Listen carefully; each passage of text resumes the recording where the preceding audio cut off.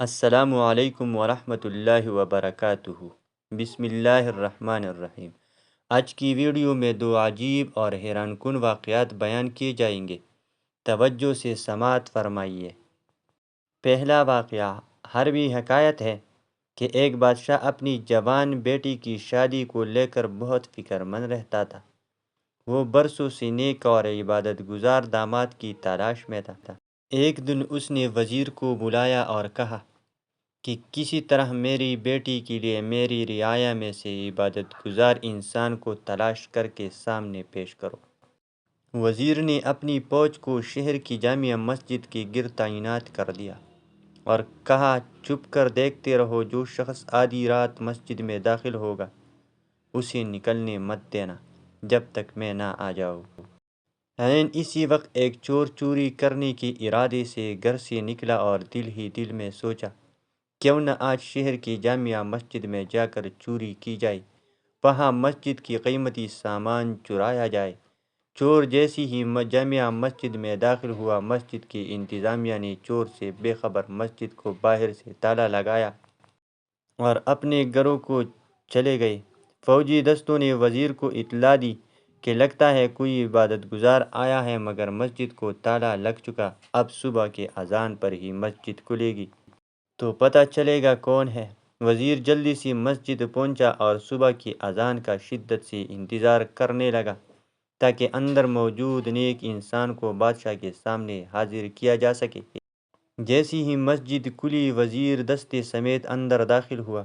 چور یہ دیکھ کر گھبرایا کہ آج تو پکڑا گیا اور جلدی سے نماز کی نیت باندھ لی۔ جو ہی سلام پھیرتا فوراً کھڑا ہو کر دوبارہ نیت باندھ لیتا۔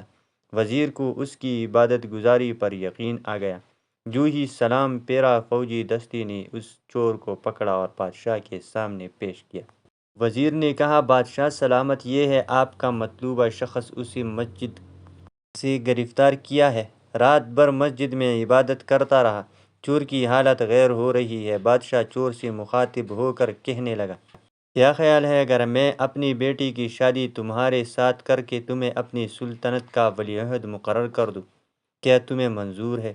چور ہکا بکا ہو کر دیکھنے لگا، ڈرتے ڈرتے پوچھا، عالی جاں، یہ کرم نوازی کس خاطر؟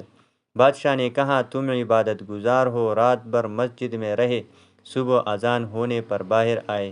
چور دل ہی دل میں سوچنے لگا، اے اللہ، میں چوری کی نیت سے ہی صحیح مگر تیرے گھر گیا، دکھلاوے کی نیت سے ہی صحیح نماز ادا کی اور بدلے میں تو نے دنیا میرے قدموں میں ڈال دی۔ اگر میں سچ مچ عبادت گزار ہوتا اور راتوں کو تہجد پڑھا کرتا تو پھر تیرا انعام کیا ہوتا؟ وہی کھڑے کھڑے نادم ہو کر تائب ہوا۔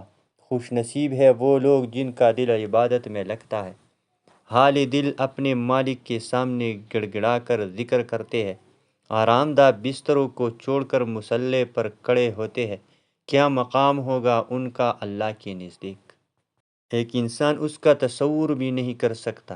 دوسرا واقعہ سماعت فرمائی۔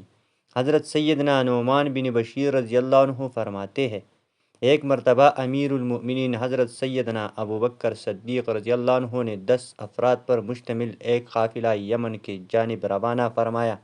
میں بھی اس قافلے میں شریک تھا۔ قافلہ جانب منزل روا دوا تھا۔ دوران سفر ہمارا قافلہ ایک ایسی بستی کے قریب سے گزرا جسے دیکھ کر ہمیں بہت زیادہ حیرت ہوئی۔ اس بستی میں بہترین قسم کی عمارتیں تھیں۔ ہمارے رفقا نے کہا، کیا ہی اچھا ہوا اگر ہم اس بستی میں داخل ہو جائے اور یہاں کی حالت معلوم کریں۔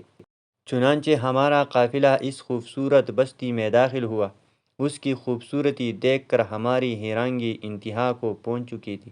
ایسا لگ رہا تھا جیسے اس کی تمام عمارتوں کو سونے چاندی سے ڈھانپ دیا گیا ہو۔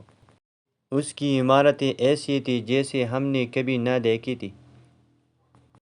اس بستی میں ایک سفید محل تھا جس کی سفیدی خالص برف جیسی تھی اور اس کا صحن بھی اسی طرح سفید تھا۔ وہاں پر بہترین لباس ملبوس چند کنواری خوبصورت نوجوان لڑکیاں موجود تھیں۔ ان کے درمیان میں ایک نہایت ہی حسین و جمیل دوش شیزہ تھی جس کا حسن ان سب لڑکیوں پر غالب تھا۔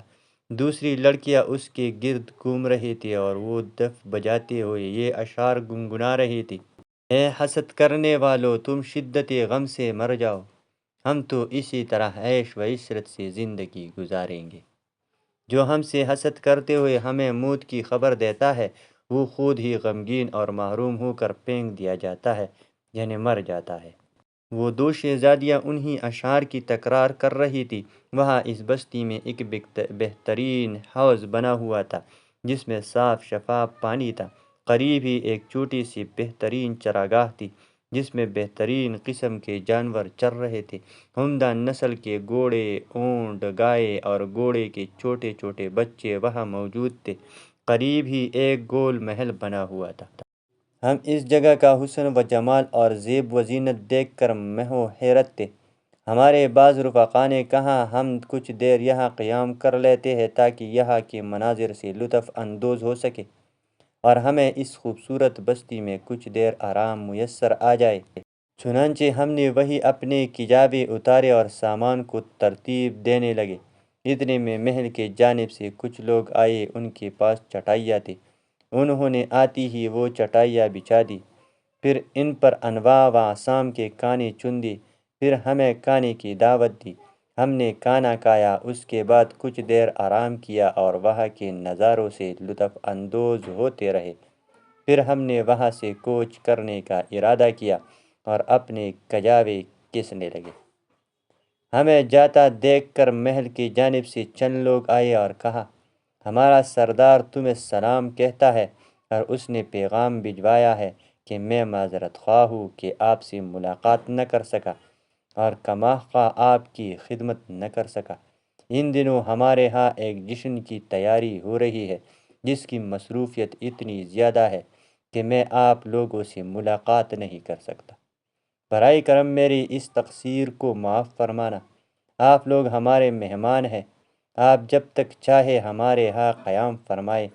بادشاہ کا یہ پیغام سن کر ہم ان لوگوں سے کہا اب ہم یہاں مزید نہیں ٹھہر سکتے، ہماری منزل ابھی بہت دور ہے، ہم اب جانا چاہتے ہیں۔ اللہ عز و جل تمہیں اس مہمان نوازی کی اچھی جزا اور برکت عطا فرمائے۔ جب ہم جانے لگے تو ان خادموں نے ہمیں بہت سا کھانا اور کافی ساز و سامان دیا اور اتنا زیادہ راہ دیا کہ وہ ہمارے تمام سفر کے لیے کافی تھا۔ پھر ہم وہاں سے رخصت ہو کر اپنی منزل کی طرف چل دیے۔ جب ہماری واپسی ہوئی تو ہم اس راستے کو چھوڑ کر دوسرے راستے سے مدینہ منورہ پہنچے۔ کافی عرصہ گزر گیا اور جب حضرت سیدنا امیر معاویہ رضی اللہ عنہ خلیفہ بنے تو ان کی ایک وفد کے ساتھ میں دوبارہ سوئے یمن روانہ ہوا۔ میں نے اپنے رفقا کو اس بستی کے متعلق بتایا کہ حضرت سیدنا صدیق اکبر رضی اللہ عنہ کے دور خلافت میں ہم نے ایک عظیم الشان بستی دیکھی تھی۔ پھر میں نے ان کو وہ سارا واقعہ بتایا۔ یہ سن کر ان کا تجسس بڑھا اور ان میں سے ایک شخص نے کہا کیا ہی بہتر ہو اگر ہم بھی اس بستی کو دیکھ لیں۔ چنانچہ ہم اس بستی کی طرف چل دیے۔ جب ہم وہاں پہنچے تو میں اس جگہ کو دیکھ کر حیران ہوا کیونکہ اب تو وہاں کا نقشہ ہی بدل چکا تھا۔ اب وہاں عظیم الشان محل تھا، نہ ہی اس کا بہترین سفید فرش، بلکہ وہاں ویرانی چھائی ہوئی تھی اور ریت کے ڈھیر لگے ہوئے تھے۔ عمارتیں کھنڈرات میں تبدیل ہو چکی تھی۔ چراگاہ میں جانوروں کا نام و نشان تک نہ تھا۔ بڑی بڑی خودرو گھاس نے ساری چراگاہ کو وحشتناک بنا دیا تھا۔ تالاب میں پانی کا ایک قطرہ بھی نہ تھا۔ الغرض چند سال قبل جہاں جسم کی زیب و زینت تھی، اب وہاں ویرانی چھائی ہوئی تھی۔ اب وہاں نہ تو خدام تھے نہ ہی لونڈیاں۔ ہم سب اس منظر کو دیکھ کر محو حیرت تھے کہ ان تباہ و برباد عمارتوں میں ہمیں ایک شخص نظر آیا۔ میں نے اپنے ایک رفیق کو یہ کہتے ہوئے بھیجا کہ ہم اس شخص سے دور ہی رہتے ہیں، تم جاؤ اور وہاں کی حالت معلوم کر کے آؤ اور دیکھو یہ شخص کون ہے۔ میرا دوست وہاں گیا اور کچھ ہی دیر بعد خوفزدہ سا ہماری جانب پلٹا۔ میں نے پوچھا تم نے وہاں کیا دیکھا ہے کہ اتنے پریشان ہو رہے ہو؟ وہ کہنے لگا جب میں اس شخص کے پاس پہنچا تو دیکھا کہ وہ ایک بوڑھی اور اندھی عورت ہے۔ جب اس نے میری آہٹ محسوس کی تو کہنے لگی، تجھے اس کی قسم جس نے تجھے صحیح و سالم بھیجا ہے، میری آنکھوں کا نور تو ضائع ہو چکا۔ جو بھی ہو میرے پاس آؤ۔ یہ سن کر میں وہاں سے واپس آ گیا ہوں۔ حضرت نعمان بن بشیر رضی اللہ عنہ فرماتے ہیں، پھر میں بوسیدہ اور ٹوٹی پھوٹی سیڑھیاں چڑھتا ہوا اس ویران عمارت میں پہنچا جہاں وہ بڑھیا موجود تھی۔ اس بڑھیا نے کہا، تم مجھ سے کیا پوچھنا چاہتے ہو؟ میں نے کہا، تم کون ہو اور یہاں اس ویرانے میں تیرے ساتھ کون کون رہتا ہے؟ یہ سن کر بڑھیا بولی، میرا نام عمیرہ ہے اور میں اس بستی کی سردار ذویل کی بیٹی ہوں۔ میرا باپ ایسا سخی اور فیاض تھا کہ راہگیروں کو بلا بلا کر ان کی مہمان نوازی کرتا اور لوگ ہماری اس بستی میں قیام کیا کرتے تھے، اور یہاں چند سال پہلے مہمانوں کی خوب ضیافتیں ہوا کرتی تھی۔ میں نے اس بڑھیا سے کہا، تمہارے باپ اور تمہاری باقی قوم کا کیا ہوا؟ کہنے لگی، انہیں موت نے آ لیا، وہ اس دار فانی سے رخصت ہو گئے، زمانے نے انہیں فنا کر دیا۔ ان کے بعد میں اس پرندے کے بچے کی طرح ہو گئی ہوں جو کمزور گھونسلے میں اکیلا بیٹھا ہو۔ میں نے اس سے کہا، کیا تمہیں یاد ہے کہ چند سال پہلے ایک مرتبہ ہم یہاں سے گزرے تھے؟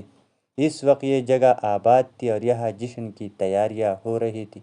اس محل کے صحن میں چند لڑکیاں ایک حسین و جمیل دوشیزہ کے گرد جمع تھیں، اور وہ دوشیزہ دف بجاتے ہوئے یہ شعر گنگنا رہی تھی، اے حاسدو تم شدت غم سے مر جاؤ۔ یہ سن کر بوڑھی عورت نے روتے ہوئے کہا، اللہ عز و جل کی قسم، مجھے وہ دن اچھی طرح یاد ہے۔ ان لڑکیوں میں میری بہن بھی تھی اور دف بجا کر شعر گنگنانے والے دو شوزہ میں ہی تھی۔ یہ سن کر میں نے کہا، اگر تم پسند کرو تو ہم تجھے اپنے ساتھ اپنے وطن لے جائیں اور تم ہماری اہل خانہ کے ساتھ رہو۔ میری یہ بات سن کر اس نے کہا، یہ بات مجھ پر بہت گراں ہے کہ میں اپنی اس جگہ کو چھوڑ دوں۔ میں اسی جگہ رہنا پسند کروں گی یہاں تک کہ مجھے بھی اپنے باپ اور قوم کی طرح موت آ جائے اور میں بھی اس دنیائے ناپائیدار سے رخصت ہو جاؤں۔ پھر میں نے پوچھا، تمہارے کھانے پینے کا بندوبست کس طرح ہوتا ہے؟ اس نے کہا، یہاں سے قافلے گزرتے ہیں اور میرے لیے کھانا وغیرہ پھینک جاتے ہیں، میں اسے کھا کر گزارا کر لیتی ہوں، اور یہاں ایک گڑھا موجود ہے جو پانی سے بھرا رہتا ہے، میں نہیں جانتی کہ اسے کون بھرتا ہے، بس اسی میں سے پانی پی لیتی ہوں۔ اس طرح میری زندگی کے دن گزر رہے ہیں۔ پھر اس نے مجھ سے پوچھا، اے مسافر، کیا تمہارے قافلے میں کوئی عورت ہے؟ میں نے کہا، نہیں۔ پھر پوچھا، کیا تمہارے پاس کوئی سفید چادر ہے؟ میں نے کہا، ہاں، چادر تو ہے۔ پھر میں نے اسے 2 چادریں لا کر دی جو بالکل نئے تھے۔ چادر لے کر وہ ایک طرف چلی گئی، کچھ دیر بعد انہیں پہن کر واپس آئی اور کہنے لگی، میں نے آج رات خواب میں دیکھا کہ میں دلہن بنی ہوئی ہوں اور ایک گھر سے دوسرے گھر کی جانب جا رہی ہوں۔ یہ خواب دیکھ کر مجھے گمان ہو رہا ہے کہ میں آج مر جاؤں گی۔ کاش کوئی عورت ہوتی جو میرے غسل وغیرہ کا انتظام کر دیتی۔ ابھی وہ بوڑھی عورت مجھ سے یہ باتیں کر رہی تھی کہ یکدم زمین پر گری اور اس کی روح قفس عنصری سے پرواز کر گئی۔